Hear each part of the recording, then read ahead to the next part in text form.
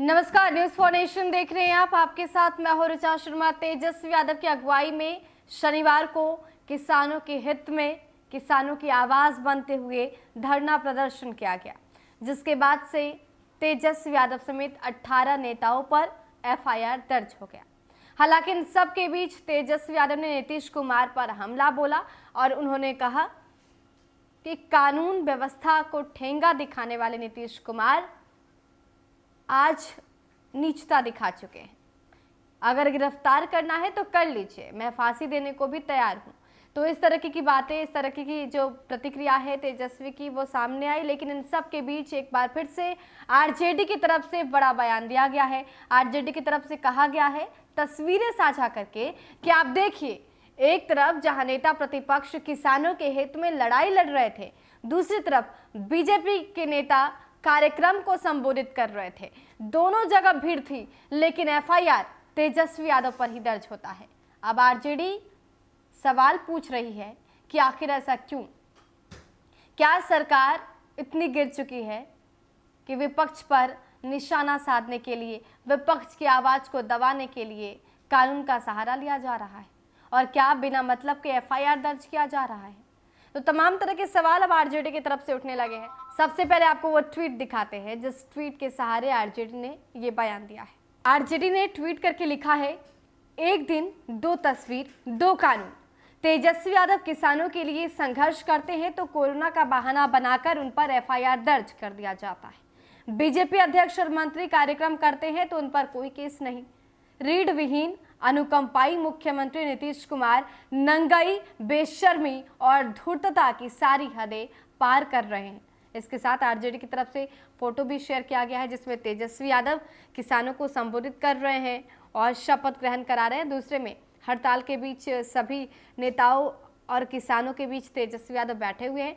वही दूसरी जो तस्वीर है उसमें देखिए, बीजेपी के प्रदेश अध्यक्ष, बीजेपी मंत्री जो इधर है बिहार सरकार के, मंगल पांडे, उन लोगों की तरफ से बाबा साहेब डॉक्टर भीमराव अंबेडकर को लेकर कार्यक्रम का आयोजन किया गया है और संबोधित किया जा रहा है यहाँ पर। और यहाँ पर जो दूसरी तस्वीर उसमें भीड़ दिख रहा है, बीजेपी नेताओं की भीड़ दिख रही है। एक हॉल में वो लोग बैठे हैं और संबोधन को सुन रहे होते हैं। तो अब आरजेडी की तरफ से ये सवाल उठ रहे हैं कि आखिर बिहार में दो तरह की कानून क्यों?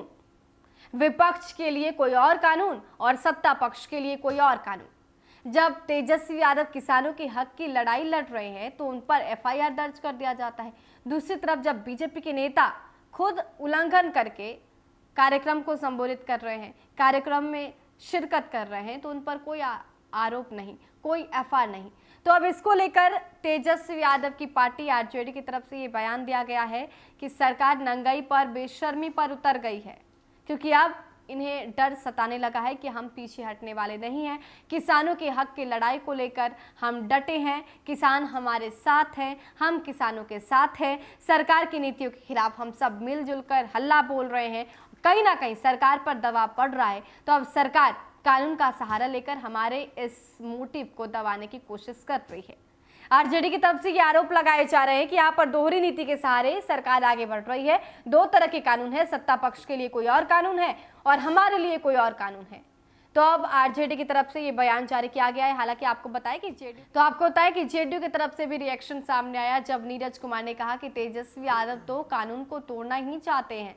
उन पर खुद हत्या के इल्जाम है, उन पर खुद कई मुकदमे दर्ज हैं, भ्रष्टाचार के भी आरोप हैं। ऐसे में वो तो कानून तोड़ने के लिए बेताब हैं। वो तो हमेशा से तोड़ते रहे, उनके पिता भी कानून को तोड़ते रहे। तो ऐसे लोगों को कानून के बारे में क्या पता? अब इन सब के बीच तेजस्वी यादव की तरफ से ये बड़ा बयान, आरजेडी की तरफ से ये बड़ा बयान कि दो तरह की नीतियों के सहारे सरकार आगे बढ़ रही है। दो तरह के कानून है, विपक्ष के लिए कोई और कानून और सत्ता पक्ष के लिए कोई और कानून। अब देखना होगा कि नीतीश कुमार और उनकी पार्टी जेडीयू की तरफ से पलटवार में क्या कुछ सामने आता है। फिलहाल के लिए इतना ही। बने रहे हमारे साथ और देखते रहे न्यूज फॉर नेशन। नमस्कार।